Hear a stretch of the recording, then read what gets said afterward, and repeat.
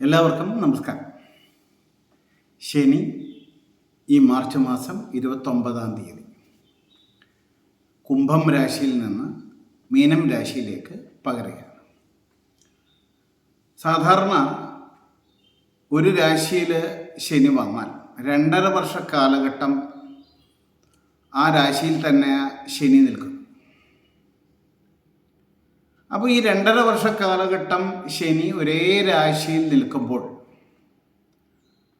ആ രാശിയിൽ ഏറ്റവും കൂടുതൽ സ്വാധീനിക്കാൻ പറ്റുന്നൊരു ഗ്രഹമാണ് എന്ന നിലയ്ക്ക് ശനിക്ക് വളരെയേറെ പ്രാധാന്യമുണ്ട് എന്നുള്ളത് കൊണ്ടാണ് ശനിയുടെ ചാരഫലത്തെ, ഗോചരഫലത്തെ ആളുകൾ പ്രതീക്ഷയോടെ അഥവാ ഭയത്തോടെയൊക്കെ കാണുന്നത് എന്നുള്ളതാണ്.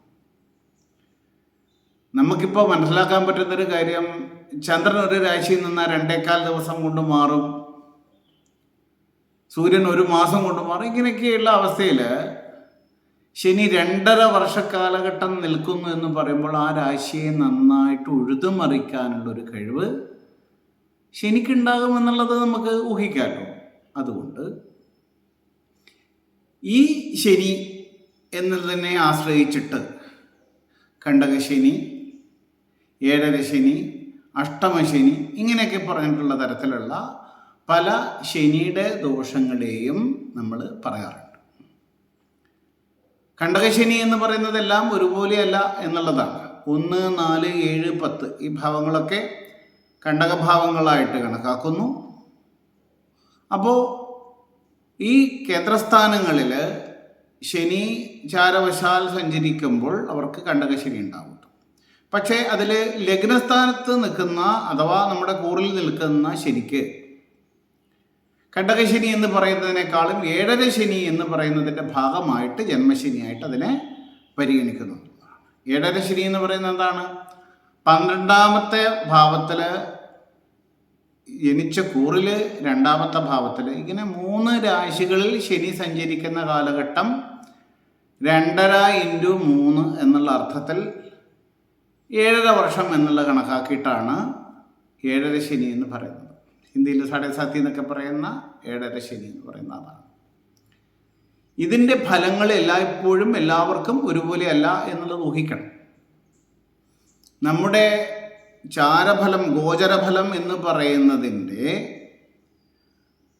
ഫലനിരൂപണ സമ്പ്രദായം എന്ന് പറയുന്നത് നമ്മുടെ ജാതകത്തിലെ പലതിനെയും ആശ്രയിച്ചിട്ടാണ് നമ്മൾ പറയാറുള്ളത്. അങ്ങനെയാണ് ആചാര്യമതം എന്ന് മനസ്സിലാക്കുക. അതുകൊണ്ട് ഒരേ നക്ഷത്രത്തിൽപ്പെട്ട, ഒരേ കൂറിൽപ്പെട്ട എല്ലാവർക്കും ഒരേ ഫലം വരും എന്ന് പറയുന്നത് തന്നെ അശാസ്ത്രീയമാണെന്നുള്ളത് നമ്മൾ ഉൾക്കൊണ്ട് വേണം ഇതിനെ സമീപിക്കാൻ വേണ്ടിയിട്ട്. ഒരു ദോഷഫലമുണ്ട് എന്നുള്ളതുകൊണ്ട് എല്ലാവർക്കും അത് ദോഷമായിട്ട് ഭവിക്കുമെന്നോ ഗുണഫലമുള്ളതുകൊണ്ട് എല്ലാവർക്കും ഗുണമായി ഭവിക്കുമെന്നോ ഇല്ല. ഒരു സാമാന്യേന അതിനെ ഉൾക്കൊള്ളാൻ വേണ്ടി മാത്രമേ നമ്മൾക്ക് നക്ഷത്രഫലമായിട്ട് പറഞ്ഞ് മനസ്സിലാക്കാൻ പറ്റുള്ളൂ. നമ്മുടെ ജാതകത്തിലെ അഷ്ടവർഗം അനുസരിച്ചിട്ട് ഏറ്റവും കൂടുതൽ അക്ഷമുള്ള രാശിയിലേക്ക് ആ ഗ്രഹം സഞ്ചരിക്കുമ്പോൾ അതിൻ്റെ സ്വാധീനം ഒന്നുകൂടി പ്രകടമായിട്ടുണ്ടാകും എന്നുള്ളതാണ് മനസ്സിലാക്കേണ്ട ഒരു കാര്യം. കൂടാതെ നമ്മുടെ ഗ്രഹനിലയിൽ, നമ്മുടെ അംശകങ്ങളിൽ ഒക്കെ അതാത് ഗ്രഹങ്ങളുടെ സ്ഥാനങ്ങളെ ആശ്രയിച്ചിട്ട് ആ രാശിയിൽ ഗ്രഹം ചാരവശാൽ സഞ്ചരിക്കുന്ന കാലഘട്ടം എന്നുള്ള അർത്ഥത്തിൽ പല ഫലങ്ങളും സംഭവിക്കും. അപ്പം അതുകൊണ്ട് യോഗം കൊണ്ടുള്ള ഫലങ്ങളെയും ദശകളെ കൊണ്ടുള്ള ഫലങ്ങളെയും കൂടാതെ ഈ പറയുന്ന ഗോചരഫലങ്ങളെയും ചേർത്തിട്ടാണ് ഫലങ്ങളുടെ ഒരു സ്ഥിരമായിട്ടുള്ളൊരവസ്ഥ, എന്ന് വെച്ചാൽ ഒരു ഉറച്ച അവസ്ഥയെ നമ്മൾക്ക് മനസ്സിലാക്കാൻ പറ്റുന്നത് എന്നുള്ളതാണ് പറയട്ടെ. അപ്പോൾ സാമാന്യേന നമ്മൾ ഇത്തരത്തിലുള്ള ഫലങ്ങളെ ഉൾക്കൊണ്ടുകൊണ്ട് ഒരു ശ്രദ്ധ ഉണ്ടാവുന്നത് നല്ലതായിരിക്കും എന്നുള്ള ഒരു കാരണം കൊണ്ട് ആണ് നമ്മൾ എപ്പോഴും ഇത്തരം ചാരഫലങ്ങളെ പൊതുവെ പറയാറുള്ളത്. എന്തിനാ ഇത് ഇങ്ങനെ പറയുന്നതെന്ന് വെച്ച് കഴിഞ്ഞാൽ ഇതിൽ വിമർശനങ്ങൾ ഉണ്ടാകുന്ന ഒരു സാഹചര്യത്തിൽ, ഇപ്പം എല്ലാ കാര്യങ്ങൾക്കും വിമർശനങ്ങളുണ്ടായി ഇതിൽ പറയുന്ന ആളുകളുണ്ടാകാം. എന്നാലും അതിൻ്റെ യഥാർത്ഥ അവസ്ഥയെ നമ്മൾ തിരിച്ചറിഞ്ഞില്ലെങ്കിൽ ആശയക്കുഴപ്പങ്ങൾ ഉണ്ടാകും എന്നുള്ളത് കൊണ്ടാണ് ഇങ്ങനെ ഞാൻ പറയുന്നത്. അപ്പോൾ ഈ നമ്മൾ ഫലം പറയുന്ന സമയത്ത് നക്ഷത്രഫലം എന്ന് പറഞ്ഞാൽ നമ്മൾ ഓരോരോ കൂറുകൾക്കുള്ള ഫലങ്ങളായിട്ടാണ് പൊതുവെ പറയാറുള്ളത്. അപ്പോൾ ഇന്ന് മാർച്ച് 29 കഴിഞ്ഞാലുള്ള ഈ ശനിയുടെ സഞ്ചാരത്തെ ആശ്രയിച്ചിട്ട് ഏതെല്ലാം കൂറുകൾക്ക്, നക്ഷത്രങ്ങൾക്ക് അത് ഒരു അനുകൂലമായിട്ട് മാറുന്നു എന്നും ഏതെല്ലാം കൂറുകൾക്ക് പ്രതികൂലമായിട്ട് മാറുന്നു എന്നുള്ളതുമാണ് ഞാൻ പറയുന്നത്. അതിൻ്റെ സാമാന്യനയുള്ള ചില വ്യത്യാസങ്ങളും പരിഹാരങ്ങളും ഒക്കെ കൂടെ പറയുന്നുണ്ട്. അപ്പോൾ എല്ലാവരും വീഡിയോ അവസാനം വരെ കാണുകയും കൂടി ചെയ്യുക. അപ്പോൾ എല്ലാവർക്കും വേണ്ടുന്ന ഫലങ്ങൾ അതിൽ ചേർത്തിട്ടുണ്ട്. കുറച്ച് വലിയൊരു വീഡിയോ ആണ്, കാരണം 12 കൂറുകളെയും പറ്റിയിട്ടുള്ള ഫലങ്ങളെയും പറയുന്നത് കൊണ്ട് അതിൻ്റെ പരിഹാരമൊക്കെ പറയേണ്ടതുകൊണ്ട് കുറച്ച് വലിയ വീഡിയോ ആയിട്ടാണ് ഇത് ചെയ്യുന്നത് എന്ന് കൂടി മനസ്സിലാക്കുക. അപ്പോൾ ആദ്യം നമ്മൾ മേടക്കൂറിനെയാണ് നമ്മൾ ആദ്യം പരിഗണിക്കുന്നത് എന്ന് പറയാമല്ലോ. അപ്പോൾ അശ്വതി, ഭരണി, കാർത്തിക ആദ്യത്തെ 15 നാഴികയാണ് മേടക്കൂറ് എന്ന് പറയുന്നത്. ഈ മേടം രാശി ശനിയുടെ നീചരാശിയാണ്. ഇപ്പോൾ മേടക്കൂറുകാർക്ക് ശനിയുടെ ദോഷമുള്ള കാലഘട്ടമല്ല. ഇപ്പോൾ മാർച്ച് 29 കഴിഞ്ഞാൽ ഈ പറഞ്ഞ മേടക്കൂറുകാർക്ക് 7ാം ശനി ആരംഭിക്കണം. അതായത് 12ാമത്തെ ഭാവത്തിലേക്ക് ശനി വരികയാണ്. ആ 12ാമത്തെ എന്ന് വെച്ചാൽ മേടക്കൂറുകാർക്ക് 12ാമത്തെ ഭാവമായിരിക്കുന്ന മീനം രാശിയിലേക്ക് ശനി ചാരവശാൽ വരുമ്പോൾ ആ 12ാം ഭാവം എന്ന് പറയുന്നത് നഷ്ടഭാവമാണ്, വ്യയഭാവമാണ്, ചെലവിൻ്റെ ഭാവമാണ്, സ്ഥാനഭ്രംശത്തിൻ്റെ ഭാവമാണ് എന്നൊക്കെ ഉള്ളത് കൊണ്ട് പാപം വ്യയം ച പതനം നിരേ വാമാമ്പക സ്ഥാനഭ്രംശം ച വൈകല്യം ദ്വാദശേന വിചിന്തയിൽ എന്നുള്ളത് കൊണ്ട് അനാവശ്യ ചെലവുകൾ, പ്രതീക്ഷിക്കാത്ത നഷ്ടങ്ങൾ, സ്ഥാനഭ്രംശങ്ങൾ, വൈകല്യങ്ങൾ, ബുദ്ധിമുട്ടുകൾ, വീഴ്ചകൾ, ഇങ്ങനെയൊക്കെയുള്ള ഫലങ്ങളും ഉണ്ടാകാനുള്ള സാധ്യതകളുണ്ട് എന്ന് മനസ്സിലാക്കുക. മാത്രമല്ല ഈ 12ാമത്തെ ഭാവത്തിൽ നിൽക്കുന്ന ശനി 2ാമത്തെ ഭാവത്തിലേക്ക് ദൃഷ്ടി ചെയ്യുന്നതുകൊണ്ട് നമ്മളെ ഒരു കെട്ടിയിട്ട അവസ്ഥയിലേക്ക് മാറ്റാനുള്ളൊരു സാധ്യത ഈ 12ൽ നിന്ന് ശനിക്ക് 3ാമത്തെ രാശിയിലേക്ക് ദൃഷ്ടിയുണ്ട് എന്നുള്ളത് കൊണ്ട് 12നെയും അത് സ്വാധീനിക്കുന്നു. അതോടൊപ്പം തന്നെ 2നെയും സ്വാധീനിക്കുന്നത് കൊണ്ട് പാപമധ്യസ്ഥിതിയുടെ ഫലവും കൂടി 12ൽ നിൽക്കുന്ന ശനി പൊതുവെ മേടക്കൂറുകാർക്ക് കൊടുക്കും. അപ്പം 3 രാശിയും കവർ ചെയ്യുന്നുണ്ട് ഒരേ സമയത്ത് എന്നുള്ളതാണ്. കൂടാതെ ശനി അതിൻ്റെ ദൃഷ്ടി കൊണ്ട് 9ാമത്തെ രാശിയിലേക്കും 9ാമത്തെ രാശി എന്ന് പറഞ്ഞു കഴിഞ്ഞാൽ ശനിയുടെ 10ാമത്തെ രാശി ആയിരിക്കുന്ന ധനുവിലേക്കും ദൃഷ്ടി ചെയ്യുന്നുണ്ട്. അത് മേടൻ രാശിയുടെ 9ാമത്തെ രാശിയാണ്. അപ്പോൾ നമ്മൾ ആധ്യാത്മിക കാര്യങ്ങളിലുള്ള സാധാരണയുള്ള താല്പര്യങ്ങളൊന്ന് കുറയുകയൊക്കെ ചെയ്യും എന്നുള്ളത് ചിന്തിക്കണം. അപ്പം ഇത്തരം കാര്യങ്ങൾ നമ്മൾ വരുന്ന സമയത്ത് എന്ത് വേണം? അപ്പോൾ ഈ പറയുന്ന അനാവശ്യ ചെലവ് വരുന്ന കാര്യങ്ങളിൽ നമ്മൾ ഇടപെടാതിരിക്കുക എന്നുള്ളതാണ് ഒരു കാര്യം നമ്മൾ ശ്രദ്ധിക്കേണ്ടത്. മറ്റുള്ളവരുടെ കാര്യങ്ങളിൽ ചാടിക്കയറി പുറപ്പെട്ട അഭിപ്രായം പറയാതിരിക്കുക. അതുപോലെ തന്നെ തൊഴിൽപരമായിട്ടുള്ള കാര്യങ്ങളിൽ വളരെ നീതി പുലർത്തി ചെയ്യുകയും അതുപോലെ നിയമാനുസൃതം ചെയ്യുകയും ഒക്കെ ചെയ്യുക എന്നുള്ളതാണ് നമ്മളൊരു ഭാഗം ശ്രദ്ധിക്കേണ്ടത്. മാത്രമല്ല പണച്ചെലവ് വരുന്ന സമയത്ത് അശ്രദ്ധമായിട്ട് ചിലവ് ചെയ്യുമ്പോൾ മറ്റാരെങ്കിലും ഏൽപ്പിച്ചിട്ട് ചിലവ് ചെയ്യുകയൊക്കെ ചെയ്യുമ്പോഴും അതിൻ്റെ കണക്ക് സൂക്ഷിക്കുകയൊക്കെ ചെയ്യുന്നത് ഒരു അവ്യക്തതയിലാണെങ്കിൽ അതൊക്കെ പിന്നീട് അമിതമായിട്ടുള്ള ധനനഷ്ടങ്ങൾക്കൊക്കെ കാരണമാകും. കാരണം 2ാം ഭാവത്തിന് കൂടി അത് സ്വാധീനിക്കുന്നതുകൊണ്ടാണ് ഇതൊക്കെ പറയുന്നത്. അപ്പം നമ്മൾക്ക് ചില ദിക്കിലുള്ള ഉത്തരവാദിത്തങ്ങളുണ്ട് ചില സ്ഥാപനങ്ങളിലോ അല്ലെങ്കിൽ മറ്റുള്ള ചിലയിടത്തൊക്കെ ഉത്തരവാദിത്തങ്ങൾ അവിടെ സാമ്പത്തികമായിട്ടുള്ള വിഷയങ്ങളിൽ എന്തെങ്കിലും കുഴപ്പം വന്നാൽ അത് നമ്മുടെ മുകളിൽ പഴിചാരാനുള്ള ഒരു കാരണമായിട്ട് വന്നേക്കാം എന്നുള്ളത് കൊണ്ടുകൂടി ഇത് ശ്രദ്ധിക്കേണ്ടതുണ്ട് എന്ന് പറയുകയാണ്.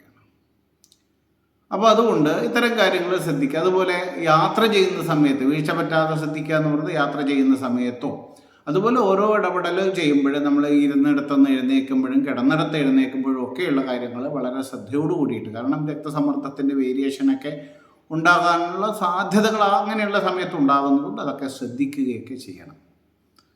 ഇതൊക്കെയാണ് പൊതുവായിട്ട് 12ലെ ശനിയുടെ കാര്യം. പിന്നെ ചെലവ് ചെയ്യാൻ പൊതുവേ നല്ലതാണെന്ന് പറഞ്ഞു കഴിഞ്ഞാലും ചെലവിനെ നിയന്ത്രിക്കാൻ നമ്മൾ തയ്യാറായില്ലെങ്കിൽ ബുദ്ധിമുട്ടാണ് എന്ന് കൂടി മനസ്സിലാക്കണം. ഇനി മൊത്തത്തിലുള്ള ഗ്രഹദോഷ പരിഹാരം, ദൈവികമായിട്ടുള്ള പരിഹാരം മൊത്തത്തിലായിട്ട് പറയാമെന്ന് വിചാരിക്കുക. ഇനി ഇടവക്കൂറുകാർക്കുള്ള ഫലമാണ് പറയുന്നത്. ഇടവക്കൂറുകാർക്ക് ഒരു പ്രത്യേകത എന്താണെന്ന് പറഞ്ഞു കഴിഞ്ഞാൽ കണ്ടകശനി ഇതുവരെ ഉണ്ടായിരുന്നത് മാറുകയാണ്. കണ്ടകശനി ഇതുവരെ ഉണ്ടായിരുന്നത് മാറുന്നത് കൊണ്ട് പൊതുവേ നമ്മൾക്ക് ആ കണ്ടകശനിയുടെ ദോഷം ഒന്ന് കുറഞ്ഞ് കിട്ടും എന്നുള്ളതാണ്. തൊഴിൽപരമായിട്ടുള്ള ബുദ്ധിമുട്ട്, ജോലി തേടുന്നവർക്ക് ജോലി കിട്ടാത്തൊരവസ്ഥയൊക്കെ ഉണ്ടായിരുന്നിട്ടുണ്ടാവാം. അതിലേക്ക് ജോലി ചെയ്യുന്നിടത്തുണ്ടാവുന്ന ചില അസ്വാരസ്യങ്ങൾ, നമുക്കുണ്ടാവുന്ന ഉത്തരവാദിത്തങ്ങളുടെ ആധിക്യമൊക്കെ ഉണ്ടൊക്കെയുള്ള മടുപ്പൊക്കെ ഉള്ളത് ആളുകൾക്ക് അതൊരു മാറ്റം വരാനുള്ളൊരു സാധ്യത ഈ പറയുന്ന ശനിയുടെ ചാരഫലം കൊണ്ട് മാർച്ച് മാസം 29 കഴിഞ്ഞാൽ ഉണ്ടാകുന്നു എന്നുള്ളതാണ്. അപ്പോൾ ഈ ഇടവക രാശി എന്ന് പറയുന്നത് ഏതൊക്കെയാണ്? കാർത്തികയുടെ അവസാനത്തെ 45 നാഴികയും രോഹിണിയും മകീരത്തിൽ ആദ്യത്തെ 30 നാഴികയും ചേരുന്നതാണ് ഇടവക്കൂറ് എന്ന് പറയുന്നത്. അപ്പോൾ അവർക്ക് 11ാമത്തെ ഭാവത്തിലേക്കാണ് വരുന്നത് എന്നുള്ളത് കൊണ്ട് ആ തൊഴിൽപരമായിട്ടുള്ള തടസ്സങ്ങളൊക്കെ ഒന്ന് മാറിക്കിട്ടും. എന്നാൽ ആരോഗ്യപരമായിട്ടുള്ള കാര്യങ്ങളിൽ അവരും ശ്രദ്ധിക്കണം എന്നുള്ളതാണ് മറ്റൊരു കാര്യമായിട്ട് ചിന്തിക്കേണ്ടത്. കാരണം ആ ശനിയുടെ ദൃഷ്ടി ഈ പറയുന്ന ഇടവൻ രാശിയിലേക്കുണ്ട്, അതുപോലെ തന്നെ ധനുരാശിയിലേക്കുണ്ട്, അഷ്ടമഭാവത്തിലേക്കുണ്ട്, കൂടാതെ 5ാമത്തെ രാശിയായിട്ടുള്ള കന്യരാശിയിലേക്കൊക്കെ ഉണ്ട്. അപ്പോൾ സന്താനപരമായിട്ടുള്ള ബുദ്ധിമുട്ടുകളും മാനസികമായിട്ടുള്ള ക്ലേശങ്ങളും സാമ്പത്തികമായിട്ടുള്ള ക്ലേശങ്ങളും ആരോഗ്യപരമായിട്ടുള്ള ക്ലേശങ്ങളൊക്കെ ഉണ്ടാകും എന്നുള്ളത് മനസ്സിലാക്കുക. എന്നാൽ മറ്റൊരു പ്രധാനപ്പെട്ട കാര്യമുള്ളത് വാശി കൊണ്ട് സ്വയം പീഡിപ്പിക്കുക. നമ്മൾ ആരോടെങ്കിലുമുള്ള ചില ദേഷ്യത്തിന് സ്വയം നമ്മൾ പീഡിപ്പിക്കുന്ന ഒരവസ്ഥ ഉണ്ടാകാറുണ്ട്. എപ്പോഴും നമ്മൾ മനസ്സിലാക്കേണ്ട ഒരു കാര്യം, നമ്മൾക്കുണ്ടാകുന്നൊരു ഫലം, അനുഭവങ്ങളും ഒക്കെ നമ്മുടേതായിട്ടാണ് നമ്മൾ കാണേണ്ടത്. മറ്റാരുടെയും തെറ്റായിട്ട് നമുക്കതിനെ വ്യാഖ്യാനിച്ചിട്ട് കാര്യമൊന്നുമില്ല. അവർക്ക് നമ്മളോട് തോന്നുന്ന ദേഷ്യത്തിനും ഒരു പരിധിവരെ നമ്മൾ ഉത്തരവാദിയാകാം എന്നുള്ളത് നമ്മൾ ഉൾക്കൊള്ളേണ്ടതുണ്ട്.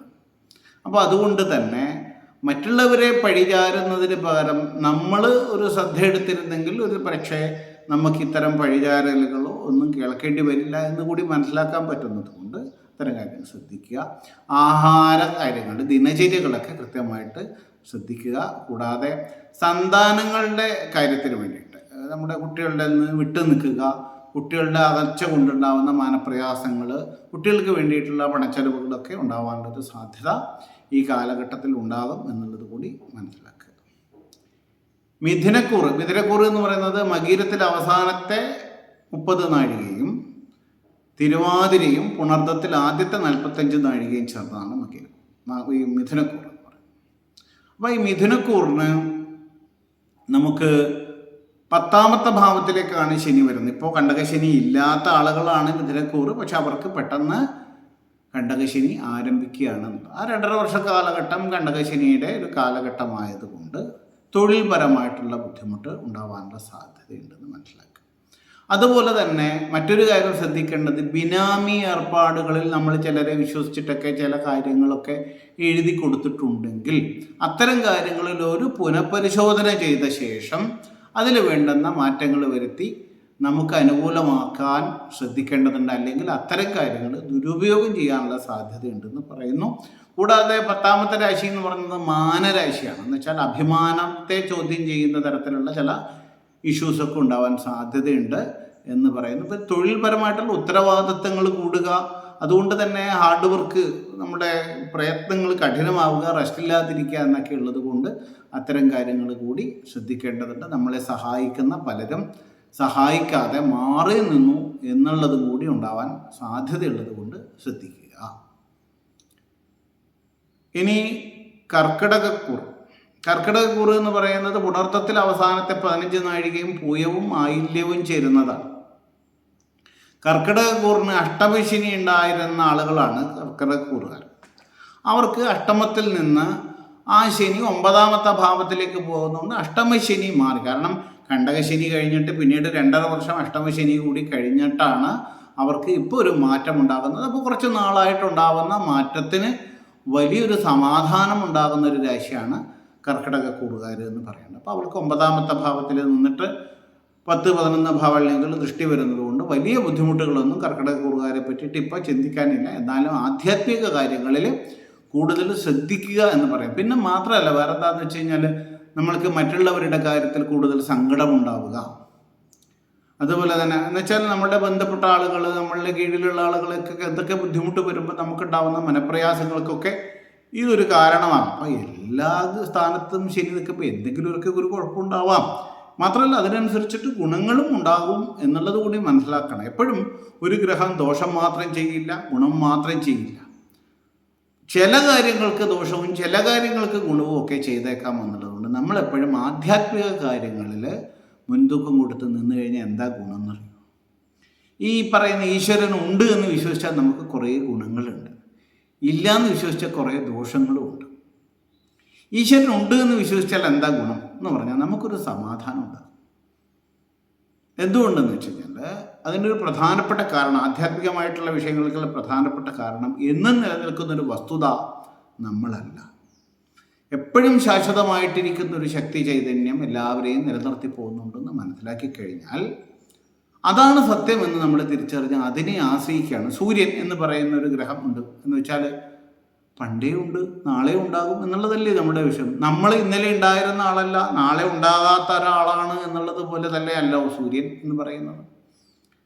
അതുകൊണ്ട് തന്നെ ഇതിനെയൊക്കെ നിലനിർത്തി പോറ്റുന്നൊരു ശക്തിയുണ്ട് എന്ന് ധരിക്കുകയും പരസ്പരം ഇതിന് പല പേരുകൾ വിളിച്ചു കഴിഞ്ഞാലും കുഴപ്പമൊന്നുമില്ല, അങ്ങനെ ഒരു ശക്തി ചൈതന്യമുണ്ട് എന്ന് വിശ്വസിച്ച് അതിനെ ആശ്രയിക്കുമ്പോൾ എന്നെ നിയന്ത്രിക്കുന്നത് ഞാനല്ല, ഞാനിതിൻ്റെ ഒന്നും കർത്താവുമല്ല ഭക്താവുമല്ല എന്ന് മനസ്സിലാക്കുമ്പോൾ മനസ്സിനൊരു സമാധാനം കിട്ടും. വണ്ടി ഓടിക്കുന്നത് നമ്മളാണെങ്കിൽ ഭഗവാനാണ് വണ്ടി ഓടിക്കുന്നതെന്ന് സങ്കല്പിച്ചിട്ട് നമ്മൾ ഓടിക്കുകയാണെങ്കിൽ നമ്മൾക്കതൊരു ധൈര്യം തരും, കോൺഫിഡൻസ് തരും, ആത്മവിശ്വാസം വർദ്ധിക്കുമെന്നാണ്. നമ്മൾ ചെയ്യേണ്ട കാര്യങ്ങൾ ഭംഗിയായിട്ട്.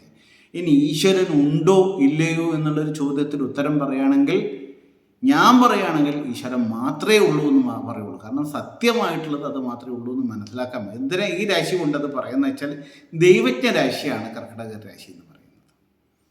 ചന്ദ്രൻ കർക്കിടകത്തിൽ നിൽക്കുന്ന ദൈവജ്ഞ എന്നൊരു പദം അവിടെ പറയാം, ദൈവത്തെ അറിയുന്ന ആൾ. വ്യാഴത്തിൻ്റെ ഉച്ചരാശിയാണ് എന്നുള്ളത് കൂടി അതിൻ്റെ ഒരു പ്രത്യേകതയാണ്. അപ്പോൾ അതുകൊണ്ട് തന്നെ അത്തരം ആളുകൾക്ക് ഈ കാലഘട്ടത്തിൽ ദൈവവിശ്വാസത്തെ ചോദ്യം ചെയ്തു എന്നുള്ളൊരവസ്ഥയൊക്കെ പലപ്പോഴും നമ്മൾ കേൾക്കാറുണ്ട്. പക്ഷെ എല്ലാവരും എത്ര ചോദ്യം ചെയ്താലും വിഷമം വരുമ്പോൾ അറിയാതെ വിളിച്ചു പോകുന്നു ഈശ്വരനെ എന്നുള്ളതാണ്. ഈശ്വര വിശ്വാസം ഉണ്ടായിട്ട് മാത്രമല്ല, ഇല്ലാത്തവർ പോലും ഈശ്വരനെ വിളിച്ചു പോകുന്നൊരു കാലഘട്ടമുണ്ട്. നമുക്കെല്ലാം ചെയ്യാൻ പറ്റും, നമ്മളെല്ലാറ്റിനും അധികാരിയാണ്, നമ്മൾ ഹീറോ ആണെന്നൊക്കെ ചിന്തിക്കുന്ന ഒരു കാലഘട്ടം മാറിയിട്ട് നമ്മൾ സീറോ ആകുന്നൊരു കാലഘട്ടം വരുന്നുണ്ട് എപ്പോഴും നമ്മുടെ മുമ്പിൽ. അപ്പോൾ എപ്പോഴും സീറോ ആയിട്ട് തന്നെ നമ്മൾ നിൽക്കുകയാണെങ്കിൽ എന്താ ഗുണം എന്നറിയും. ഉള്ള പ്രശ്നങ്ങളൊക്കെ നമ്മൾ ആ നിലവാരത്തിൽ നമുക്ക് കാണാം. ഒരാൾ നമ്മളെ ഇൻസൾട്ട് ചെയ്താൽ, അപമാനിച്ചാലും കുഴപ്പമില്ല എന്നുള്ള ധാരണയിൽ നമ്മൾ നിൽക്കാൻ നമുക്ക് പറ്റും. നമ്മളൊരു സീറോ ആയിട്ട് നിൽക്കുകയാണെങ്കിൽ, നമ്മൾ ഹീറോ ആകുമ്പോൾ ആരെങ്കിലും നമ്മളോട് മിണ്ടിയില്ലെങ്കിൽ കുഴപ്പമാണ്, പിന്നെ അവഹേളിച്ച കുഴപ്പമാണ്, അങ്ങനെ കിട്ടാം. നമുക്കതൊന്നും വിഷയമല്ലാതെ കരുതണം എന്നുള്ളൊരു തരത്തിൽ സീറോ ആയിട്ടിരിക്കുക, ഭഗവാന്റെ മുമ്പിൽ നമ്മൾ പൂജ്യമായിട്ടിരിക്കുക എന്നുള്ളതാണ് ഞാൻ എപ്പോഴും പറയാറുള്ളൊരു കാര്യം. ഇതാണ് പരമപ്രധാനമായിട്ടുള്ളത്. നമ്മൾ ഹീറോ ആയിരുന്നു കഴിഞ്ഞാൽ അദ്ദേഹത്തെ നമ്മൾ സീറോ ആക്കാനേ പറ്റുള്ളൂ. നമ്മൾ സീറോ ആയിരുന്നാൽ നമ്മൾ ഹീറോ ആക്കും അദ്ദേഹം. ഇതെല്ലാം സ്വാനുഭവങ്ങളെ കൊണ്ടാണ് ഞാൻ പറയുന്നത് എന്ന് കൂടി നിങ്ങൾ മനസ്സിലാക്കുക. ഇനി ചിങ്ങക്കൂർ എന്ന് പറയുന്നത് മകൻ നക്ഷത്രം, പൂരം നക്ഷത്രം, ഉത്തരം നക്ഷത്രത്തിൻ്റെ ആദ്യത്തെ 15 നാഴിക. ഇതുവരെ കണ്ടകശനി ഉണ്ടായിരുന്ന ഈ കൂറുകാർക്ക് ഇപ്പോൾ കണ്ടകശനി മാറിയിട്ട് അഷ്ടമശനി വന്നിരിക്കുകയാണ്. പല കാര്യങ്ങളും, ദാമ്പത്യപരമായിട്ടുള്ള ബുദ്ധിമുട്ട്, വിവാഹ തടസ്സം, ഇങ്ങനെയുള്ള പ്രശ്നങ്ങളൊക്കെ ഉണ്ടായിരുന്ന ആളുകൾക്ക് അത്തരം കാര്യങ്ങളെ ഒന്ന് മാറ്റി വരാനുള്ള ഒരവസ്ഥ ഈ കാലഘട്ടത്തിലുണ്ടാകും. പക്ഷേ അപവാദ ശ്രവണം, അതുപോലെ ചില ആളുകളെ നമ്മൾ തെറ്റിദ്ധരിക്കുക, നമ്മളെ മറ്റുള്ളവരെ തെറ്റിദ്ധരിക്കുക, ഇങ്ങനെയുള്ള കാരണങ്ങളൊക്കെ ഉണ്ടാകാൻ സാധ്യതയുണ്ട് എന്നുള്ളതാണ്.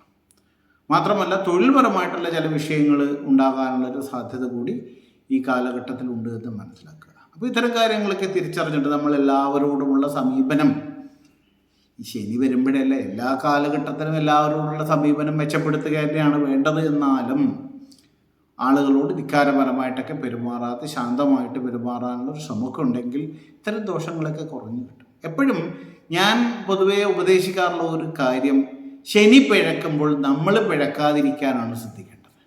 വഴി പിഴച്ചാൽ ശനി പിഴക്കും.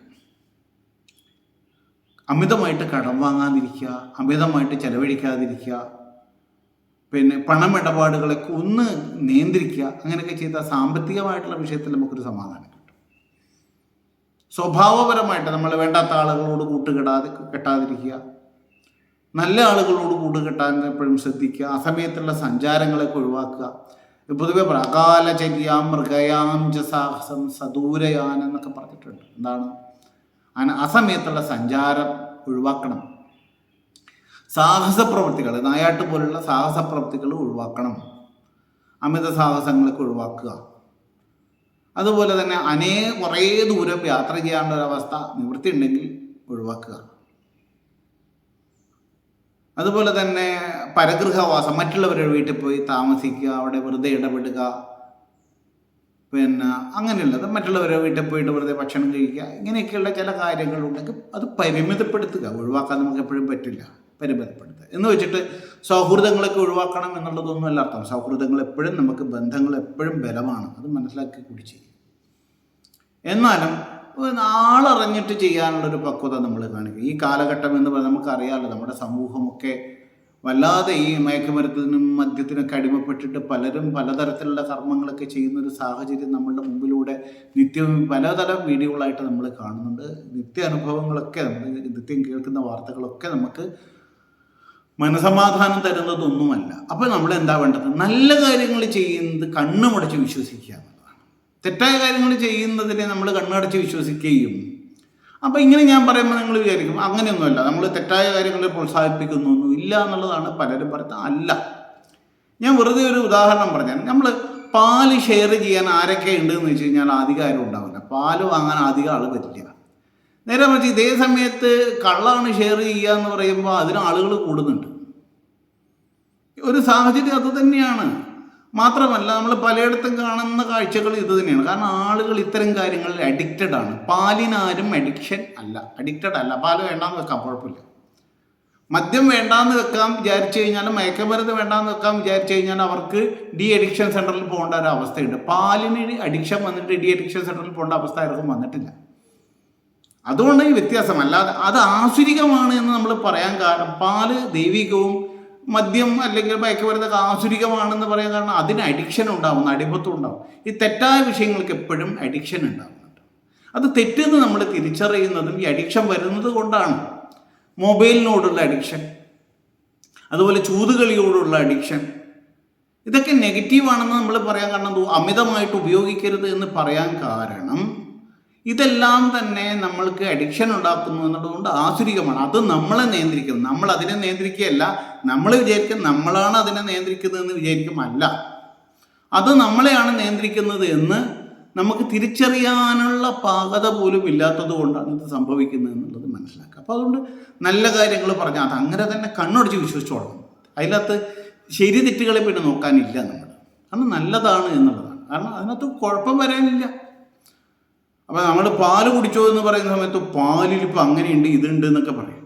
മറ്റതിനേക്കാളും ഭേദമാണ്. സിഗരറ്റ് വലിച്ചുകൊണ്ടിരിക്കുന്ന ഒരാളാണ് ചായയുടെ തെറ്റുകളെ പറയുന്നതെങ്കിൽ നമ്മൾ കുഹിക്കാലോ.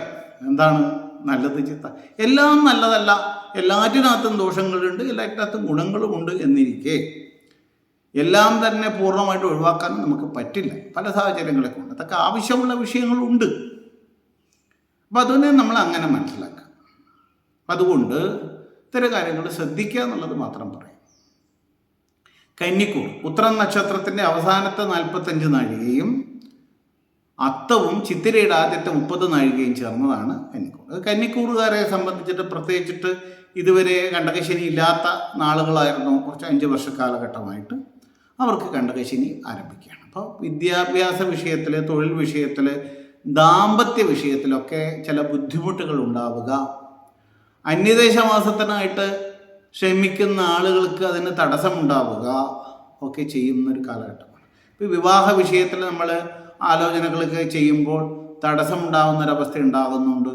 അതുപോലെ തന്നെ നമുക്ക് ആകാമെന്ന് വിചാരിച്ചു കഴിഞ്ഞാൽ അതിന് നമ്മൾ ഉള്ളത് തെറ്റിപ്പിരിയുക, ദാമ്പത്യപരമായിട്ടുള്ള വിഷയങ്ങൾക്ക് അസ്വാരസ്യമുണ്ടായിട്ട് തെറ്റിപ്പിരിയുണ്ട, അങ്ങനെയുള്ള കാര്യങ്ങളൊക്കെ ഉണ്ടാവാനുള്ള സാധ്യതകളുള്ളത് കൊണ്ട് അത്തരം കാര്യങ്ങളിൽ നമ്മൾ ശ്രദ്ധിക്കുക.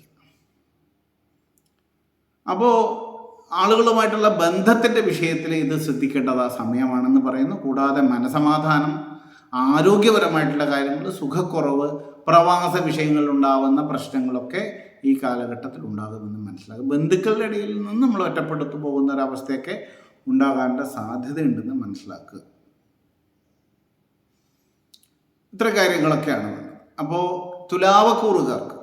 തുലാവക്കൂറുകാർക്ക് ഏതൊക്കെയാണ്? ചിത്തിര നക്ഷത്രം അവസാനത്തെ 30 നാഴിക, ചോദ്യം വിശാഖ നക്ഷത്രത്തിൽ ആദ്യത്തെ 45 നാഴികയും ചേരുന്നതാണ്. അപ്പോൾ അവരെ സംബന്ധിച്ചിട്ട്, തുലാവക്കൂറുകാരെ സംബന്ധിച്ചിട്ട് ഇതുവരെ കണ്ടകശനിയൊന്നും ഉള്ള ആളുകളല്ല, ഇപ്പോഴും കണ്ടകശനിയൊന്നും വരുന്ന ആളുകളല്ല. പ്രത്യേകിച്ചിട്ട് കൂടുതൽ ഈ ശനിയുടെ സ്വാധീനമില്ലാത്ത ആളുകളാണ്. എന്നാലും ആ ശനിക്ക് അഷ്ടമരാശിയിലേക്ക് ദൃഷ്ടിയൊക്കെ വരുന്നതുകൊണ്ട്, ഇപ്പോൾ മാർച്ച് 29 കഴിഞ്ഞാൽ മീനത്തിലേക്ക് 6ാമത്തെ ഭാവത്തിൽ നിൽക്കുന്ന ശനിക്ക് അഷ്ടമഭാവത്തിലേക്ക് ദൃഷ്ടി വരുന്നതൊക്കെ കൊണ്ട് ഈ പറയുന്ന ആരോഗ്യപരമായിട്ടുള്ള കാര്യങ്ങൾ, അപകടകരമായിട്ടുള്ള കാര്യങ്ങളൊക്കെ വരാൻ സാധ്യതയുണ്ടെന്നുള്ളതുകൊണ്ട് അതിസാഹസങ്ങൾക്ക് മുതിരരുത് എന്ന് മാത്രമാണ് അതുകൊണ്ട് ചിന്തിക്കേണ്ടത്. ആരോഗ്യപരമായിട്ടുള്ള കാര്യങ്ങൾ, ആ 6ാമത്തെ ഭാവത്തിലാണ് രോഗം, തടസ്സം മുതലായ വിഷയങ്ങളൊക്കെ ശ്രദ്ധിക്കേണ്ടതുണ്ട്. എന്നിരുന്നാലും താരതമ്യേന വലിയ കുഴപ്പമില്ല എന്ന് കൂടി മനസ്സിലാക്കാം. വൃശ്ചികക്കൂറ് എന്ന് പറയുന്നത് വിശാഖത്തിൽ അവസാനത്തെ 15 നാഴികയും അനിഴവും തൃക്കേട്ടയും ചേരുന്നതാണ്. അപ്പോൾ വൃശ്ചികക്കൂറുകാർക്ക് ഇതുവരെ കണ്ടകശനി ഉണ്ടായിരുന്നു. ആ കണ്ടകശനി ഒന്നും മാറിയിട്ട് 5ാമത്തെ ഭാവത്തിലേക്ക് പോയിരിക്കുന്ന സമയമാണ്. താരതമ്യേന മനസ്സുഖം വർദ്ധിക്കാനുള്ളൊരു സാഹചര്യം ഉണ്ടാകുമെന്ന് മനസ്സിലാക്കാൻ പറ്റും. ആരോഗ്യപരമായിട്ടും മറ്റുള്ള കാര്യങ്ങൾക്കൊക്കെ ഒരു സപ്പോർട്ട് ഉണ്ടാവുന്ന സമയമാണ്. കണ്ടകശനി മാറിക്കഴിഞ്ഞാൽ തന്നെ നമ്മൾക്ക് അതുപോലെ ഈ നാട്ടിലേക്ക് വരണമെന്ന് ആഗ്രഹിച്ചിട്ട് വിദേശത്തൊക്കെ പോയ ആളുകൾക്ക് നാട്ടിലേക്ക് വരാൻ പറ്റാത്ത സാഹചര്യങ്ങളുള്ള ആളുകളുണ്ടാവാം. അത്തരം ആളുകൾക്ക് ഈ നാട്ടിലേക്ക് തിരിച്ചു വരാനുള്ള ഒരു സാഹചര്യമൊക്കെ ഉണ്ടാക്കുന്ന ഒരു കാലഘട്ടമാണ് എന്ന് കൂടി മനസ്സിലാക്കുക. മാത്രമല്ല, ഈ നമ്മളെ നാട്ടിൽ വർക്ക് ചെയ്തിട്ടൊന്നും വലിയ ഗുണമില്ലാത്ത ആളുകൾക്ക് നാട്ടിൽ എന്തെങ്കിലും ചെയ്യാനുള്ള സാഹചര്യം വർദ്ധിക്കുന്ന ഒരു കാലഘട്ടം കൂടിയാണ് വൃശ്ചികക്കൂറുകാരെ സംബന്ധിച്ചിട്ട്. അപ്പോൾ അതുകൊണ്ട് അവർക്കും ഒരു സപ്പോർട്ടീവായിട്ടുള്ള കാലഘട്ടമാണെന്ന് മനസ്സിലാക്കുക. ഇനി ധനുക്കൂർ, മൂലം നക്ഷത്രം, പൂരാടം, ഉത്രാടത്തിൻ്റെ ആദ്യത്തെ 15 നാഴിക ചേർന്നതാണ് ധനുക്കൂർ. ഈ ധനുക്കൂറുകാർക്ക് ഇതുവരെ കണ്ടകശനിയൊന്നും ഇല്ലാത്ത നാളുകളായിരുന്നു. ഇപ്പോൾ കണ്ടകശനി ആരംഭിച്ചിട്ടുണ്ട്. അപ്പോൾ ഇത്തരം ആളുകൾ 4ാമത്തെ ഭാവത്തിൽ ശരീരത്തിൽ സുഖസ്ഥാനമായതുകൊണ്ട് തന്നെ ആരോഗ്യപരമായിട്ടുള്ള ബുദ്ധിമുട്ട്, മനസ്സിന് സുഖക്കുറവുണ്ടാവുക, ബന്ധുസുഖം കുറയുക, നാട്ടിൽ നിലനിൽപ്പിന് തടസ്സങ്ങൾ ഉണ്ടാവുക, നാട്ടിൽ നിന്ന് വിട്ടുപോകണം എന്നുള്ള ചിന്താഗതി വരിക ഒക്കെ വരും. ഇനി വിദേശത്ത് പോകാൻ ശ്രമിച്ചാൽ അതിനും തടസ്സങ്ങളും ബുദ്ധിമുട്ടുകളും ഒക്കെ ഉണ്ടാകുന്നൊരു സാഹചര്യമുണ്ട്. അപ്പം അതുകൊണ്ട് ധനുക്കൂറുകാർക്ക് കുറച്ചധികം ശ്രദ്ധിക്കണം. ബന്ധുക്കളുമായിട്ട് ഇടപെടുന്ന കാര്യത്തിൽ ശ്രദ്ധിക്കണം. എല്ലാവരോടും നല്ല രീതിയിൽ തന്നെ പെരുമാറാനുള്ള ശ്രദ്ധ ഉണ്ടാവണം. ഇതൊക്കെ ആവർത്തിച്ച് പറഞ്ഞാൽ അവർക്ക് കൂടുതൽ അതിൻ്റെ കാരണങ്ങൾ ഉണ്ടാവാനുള്ളത് കൊണ്ടാണ് വാഹനയാത്ര ശ്രദ്ധിക്കണം എന്ന് കൂടി പറയട്ടെ. 4ാമത്തെ രാശിയാണ് വാഹനസ്ഥാനം, 4ാം ഭാവമാണ്. അതുകൊണ്ട് വാഹനയാത്രകൾ നന്നായിട്ട് ശ്രദ്ധിക്കുക, കരുതലോടെ. അസമയത്തൊന്നും പോകാതിരിക്കുക. മാത്രമല്ല, ഉറക്കം വരുന്ന സാഹചര്യങ്ങളൊക്കെ ഉണ്ടാവുന്നു. അപ്പോൾ അത്തരം കാര്യങ്ങളൊക്കെ ശ്രദ്ധിക്കുക എന്നുള്ളതാണ് പറയുന്നത്. മറ്റൊന്നും ചിന്തിക്കേണ്ടതില്ല. മകരക്കൂർ, ഉത്രാടം നക്ഷത്രത്തിൽ അവസാനത്തെ 45 നാഴികയും തിരുവോണവും അവിട്ടത്തിൽ ആദ്യത്തെ 30 നാഴികയും ചേരുന്നതാണ് മകരക്കൂർ എന്ന് പറയുന്നത്. ഈ മകരക്കൂറുകാർക്ക് വലിയൊരു ആശ്വാസം പറയേണ്ടതാണ്. കാരണം എന്താണെന്ന് പറഞ്ഞു കഴിഞ്ഞാൽ 7.5 കൊല്ലമായിട്ടുണ്ടാവുന്ന 7.5 ശനി മാറുന്ന കൂറുകളാണ് ഇവർ. ഇപ്പോൾ 7.5 ശനി ഒന്ന് മാറുകയാണ്. അപ്പോൾ എന്തായാലും മകരക്കൂറുകാർക്ക് ഒന്ന് അർമാദിക്കാൻ പറ്റുന്നൊരു സമയമാണെന്ന് കൂടി പറയാം. കാരണം എന്താണെന്ന് വെച്ച് കഴിഞ്ഞാൽ 7.5 വർഷം ഈ 7.5 ശനിയുടെ ദോഷങ്ങൾ അനുഭവിച്ച് നിൽക്കുന്ന ആളുകൾക്ക് ഒരു സമാധാനം തരുന്നൊരു സമയമാണ് ഈ പറയുന്ന മാർച്ച് 29 കഴിഞ്ഞാൽ വരുന്ന കാലഘട്ടം എന്ന് മനസ്സിലാക്കുക. അപ്പോൾ ശനിയുടെ സഞ്ചാരം ഏറ്റവും കൂടുതൽ അനുകൂലമാകുന്ന ആളുകളാണ് ഇവർ എന്ന് മനസ്സിലാക്കുക. കുംഭക്കൂറുകാർ എന്ന് പറയുന്നത്, കുംഭം എന്ന് പറഞ്ഞു കഴിഞ്ഞാൽ അവിട്ടത്തിൽ അവസാനത്തെ 30 നാഴികയും ചതയവും പൂരൂരുട്ടാതി നക്ഷത്രത്തിൻ്റെ ആദ്യത്തെ 45 നാഴികയും ചേരുന്നതാണ് കുംഭക്കൂർ. കുംഭക്കൂറുകാർക്ക് അത്രയേറെ ആനന്ദിക്കാൻ പറ്റുന്ന സമയമല്ല. കാരണം 7.5 ശനി ഇപ്പോഴും നിലനിൽക്കുന്നുണ്ട്. 12ാം ഭാവത്തിലെ ശനി ജന്മശനി കഴിഞ്ഞിട്ട് ഇപ്പോൾ 2ാമത്തെ ഭാവത്തിലേക്കാണ് ശനി പോകുന്നത്. അപ്പോൾ പ്രത്യേകിച്ചിട്ട് കുടുംബപരമായിട്ടുള്ള കാര്യങ്ങളൊക്കെ നന്നായിട്ട് ശ്രദ്ധിക്കുക, നമ്മുടെ വാക്കുകളെ ശ്രദ്ധിക്കുക, നന്നായിട്ട് പുസ്തകമൊക്കെ വായിക്കുക, നല്ല അറിവുകൾ നേടുക. ഇതൊക്കെ ചെയ്തു കഴിഞ്ഞാൽ കുറേ ദോഷമൊക്കെ അവർക്ക് കുറയും.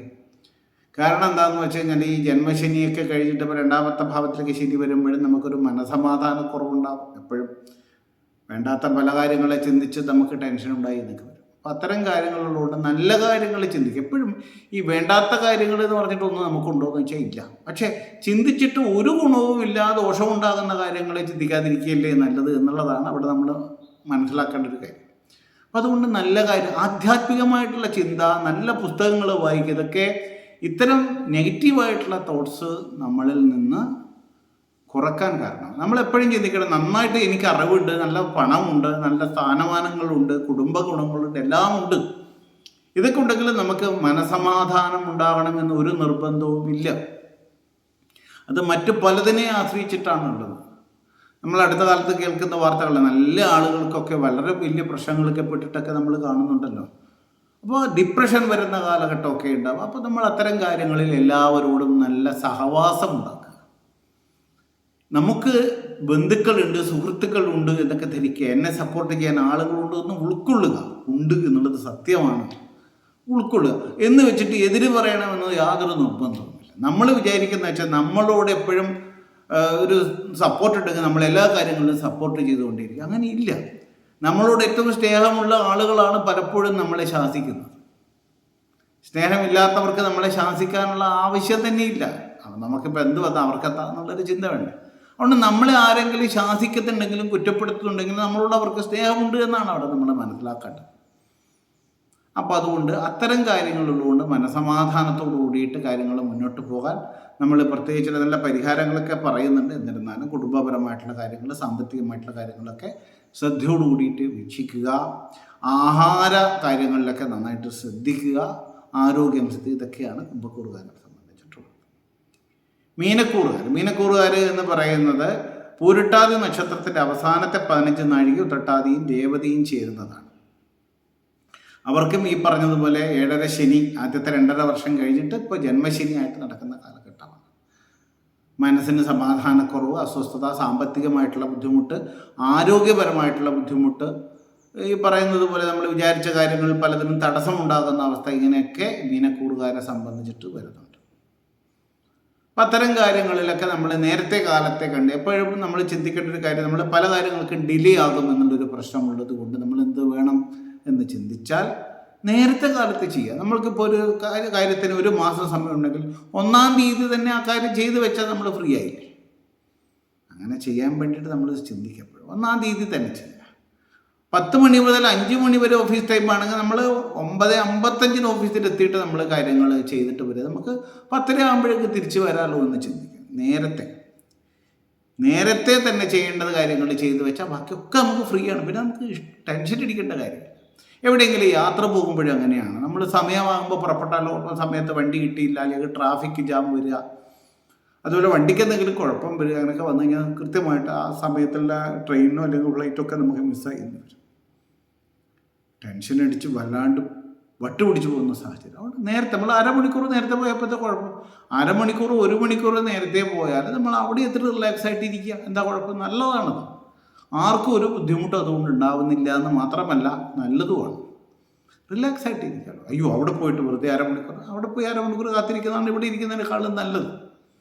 അതാണ് നമ്മൾ മനസ്സിലാക്കേണ്ടത്. അപ്പം അങ്ങനെയുള്ള കാര്യങ്ങളൊക്കെ ചെയ്യും. പൊതുവേ ഈ ശനിയുടെ ദോഷത്തിന് നമ്മൾ പരിഹാരം പറയുന്നത് ശാസ്താവിൻ്റെ പ്രീതി വരുത്താനാണ്. ശാസ്താവിൻ്റെ പ്രീതി വരുത്തുക, ശനി ജപം ചെയ്യുക, ശനിഗ്രഹശാന്തി മന്ത്രങ്ങൾ ജപിക്കുക, ശനിഗ്രഹ ഹോമങ്ങൾ ചെയ്യുക, അതുപോലെ തന്നെ ശനി പൂജ ചെയ്യുക ഒക്കെ ചെയ്യുന്നത് നല്ലതാണ്. കൂടാതെ നമ്മൾ ഈ പറയുന്ന പോലെ ധൂമാവതി സങ്കല്പത്തിലുള്ള ദേവിയെ ആരാധിക്കുക, ചാമുണ്ടിയെ ആരാധിക്കുക, കാളിയെ ആരാധിക്കുക, ഇതൊക്കെ ഈ പറയുന്ന ഗ്രഹദോഷത്തിന് പരിഹാരമാണ്. അപ്പം അതുകൊണ്ട് ഈ നമ്മളിപ്പോൾ സാധാരണ ശബരിമലക്ക് പോകാൻ വേണ്ടി പറയാറുണ്ട്. പൊതുവേ ശാസ്താവിൻ്റെ നീലത്തിൻ്റെ കാരകനാണല്ലോ, നീല കറുപ്പ് ഇതിൻ്റെയൊക്കെ കാരകനാണ് ശനി എന്നുള്ളത് കൊണ്ട് നീല വസ്ത്രം ധരിക്കുക, കറുത്ത വസ്ത്രം ധരിക്കുക, ദീക്ഷ ആചരിക്കുക, വ്രതദീക്ഷയൊക്കെ ആചരിക്കുക. ഇതൊക്കെ ഈ ശനിയുടെ ദോഷത്തിന് നല്ലതാണ്. ശനിയാഴ്ച വ്രതം അനുഷ്ഠിക്കുക, എല്ലാ വ്രതങ്ങളും അതിന് നല്ലതാണ്. കൂടാതെ പിതൃതർപ്പണാദികളൊക്കെ യഥാസമയം ചെയ്യേണ്ടതൊക്കെ ചെയ്യുക. ഹനുമാൻ ചാലീസ് ജപിക്കുക, ഹനുമാനെ ഭജിക്കുക. കാരണം നല്ല ശക്തി ആർജിക്കാൻ ഇതൊക്കെ നല്ലതാണെന്ന് മനസ്സിലാക്കുക. പൊതുവേ നമ്മൾ ശനിയുടെ മന്ത്രത്തിന് എപ്പോഴും പറയുന്ന പൊതുവായിട്ട് എളുപ്പത്തിൽ ജപിക്കാൻ പറ്റുന്ന ഒരു മന്ത്രമാണ് നീലാഞ്ജന സമാനാഭം രവിപുത്രം യമാഗ്രജം ഛായാ മാർത്താണ്ഡ സംഭൂതം തം നമാമി ശനീശ്വരം. ശനീശ്വരം എന്നാണ് പറയേണ്ടത്, ശനീശ്വരം എന്നല്ല പൊതുവെ പറയാറുള്ളത്. മല്ലേ ചരിക്കുന്നവൻ, ശനി എന്ന് പറഞ്ഞു കഴിഞ്ഞാൽ മെല്ലെ, ശനി എന്ന് പറഞ്ഞാൽ മല്ലേ എന്ന് ചരിക്കുന്നവൻ എന്നുള്ള അർത്ഥം കൊണ്ടാണ് ശനി എന്നുള്ള പേര് തന്നെ വന്നത്. മറ്റൊരു പേര് മന്ദൻ എന്നാണ്. അപ്പോൾ ശനീശ്വര, മെല്ലെ ചരിക്കുന്നവൻ എന്നുള്ള അർത്ഥത്തിലാണ്, മെല്ലെ പോകുന്നവൻ എന്നുള്ള അർത്ഥത്തിലാണ് ശനി എന്നുള്ള പേര്. അപ്പോൾ ഓം ശനീശ്വരായ നമ എന്നുള്ള മന്ത്രം കൂടി ജപിക്കുക യഥാശക്തി. എത്ര തവണ വേണമെങ്കിലും ജപിക്കുക, ഇടയ്ക്കിരുന്ന് പ്രാർത്ഥിക്കുക, ശാസ്താവിനെ നന്നായിട്ട് പ്രാർത്ഥിക്കുക. മുത്തപ്പനെ, നമ്മൾ പറശ്ശിനിക്കടവ് മുത്തപ്പനെ പറയട്ടെ, എല്ലാവർക്കും അറിയാവുന്ന ഒരു ദേവതയാണ്, ഒരു ജനകീയനായിട്ടുള്ള ദേവതയാണെന്ന് പറയാം മുത്തപ്പൻ. അപ്പോൾ ആ മുത്തപ്പനെ നന്നായിട്ട് പ്രാർത്ഥിക്കുന്നതും ഏറ്റവും നല്ലതാണെന്ന് പറയുന്നത്. അയ്യപ്പനെ പ്രാർത്ഥിക്കുന്നത് നല്ലതാണ്, മുത്തപ്പനെ പ്രാർത്ഥിക്കുന്നത് നല്ലതാണ്, അതുപോലെ തന്നെ ഹനുമാനെ പ്രാർത്ഥിക്കുന്നത് നല്ലതാണ്, ചാമുണ്ടി, അതുപോലെ പറയുന്ന കാളി, ധൂമാവതി, ഇതൊക്കെ ആരാധിക്കുന്നത് നല്ലതാണെന്ന് പറയുന്നു. എല്ലാവരും ദോഷങ്ങളെയല്ല നമ്മൾ കാണേണ്ടത്, ഗുണങ്ങളെ കണ്ടിട്ട് പ്രവർത്തിക്കുകയാണ് വേണ്ടതെന്ന് മനസ്സിലാക്കിയിട്ട് അങ്ങനെ ഗുണങ്ങളെ കണ്ട് പ്രവർത്തിക്കാനുള്ള അവസ്ഥ ഉണ്ടാവട്ടെ. ദോഷങ്ങളെ സ്വീകരിക്കാതെ ഗുണങ്ങളെ സ്വീകരിക്കാൻ മനസ്സിനെ പാകപ്പെടുത്തുക. നമ്മൾ പൂജ്യമായിട്ടിരിക്കുക ഒക്കെ നമ്മൾ ശ്രദ്ധിക്കുക. അങ്ങനെ ചിന്തിക്കുന്നതാണ് നല്ലത്. ഭക്തി വർദ്ധിക്കട്ടെ, നമ്മൾ ഭൂമിയോളം താണ് മനസ്സുകൊണ്ട് ഉയരട്ടെ എന്നുള്ളതാണ് മനസ്സിലാക്കുക. ഇതൊക്കെയാണ് അതിൻ്റെ പരിഹാരം. അപ്പം എല്ലാവർക്കും നല്ല ദിവസങ്ങളെ ഉണ്ടാകട്ടെ, നല്ല ഗുണങ്ങൾ ഉണ്ടാവട്ടെ എന്നൊക്കെ പ്രാർത്ഥിച്ചുകൊണ്ട് ആശംസിച്ചുകൊണ്ട് വീണ്ടും കാണുമ്പോഴേക്ക് എല്ലാവർക്കും ഒരിക്കൽ കൂടി നമസ്കാരം.